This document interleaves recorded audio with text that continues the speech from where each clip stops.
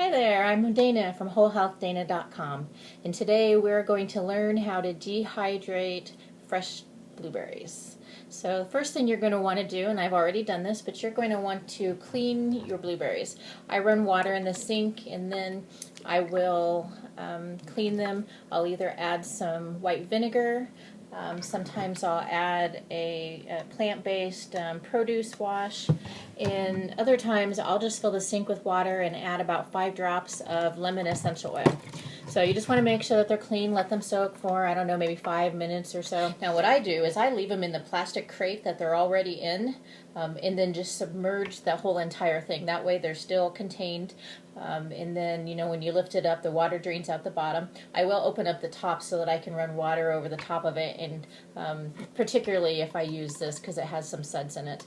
If it was just straight vinegar, I wouldn't even do that. Okay, so now we've got our dehydrator tray, and I just use just kind of an average Nesco, I think is the brand for the dehydrator. It's kind of probably the oldest brand out there. There are a lot more expensive brands like the Champion, which I would love to have, but I just don't have any room to store that thing or keep it on my countertop. This is a lot more spatially appropriate. Now this was, I believe this was a 1 pound container. I got it at Costco. They're organic, of course. I always buy organic produce, and dehydrating is certainly not an exception. And we're just going to cover the tray. I dropped one.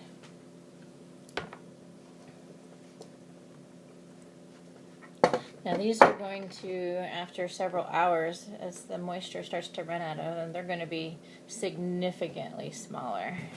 Okay, so this is what the dehydrator looks like once you've put it all together, and you've got, I've got 4 racks in here, 4 trays that will hold a fair amount of produce.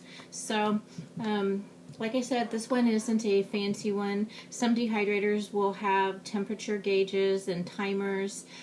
This really just has an off-on switch, so you don't have to get super fancy or super expensive. Alright, so the last step is to turn it on and let the drying process begin. I estimate that these blueberries will probably take between 22 and 24 hours of drying.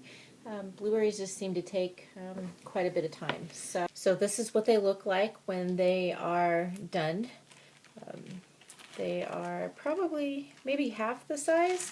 They didn't dehydrate down quite as much as like my strawberries or my pineapples have in the past. So I want to thank you for joining me of this episode of how to make your own dehydrated blueberries. If you like the recipes that we have here, don't forget to like this YouTube channel. And also follow us on the web at www.wholehealthdana.com. If you would like to follow us on social media, check out the links below, and we look forward to seeing you out there.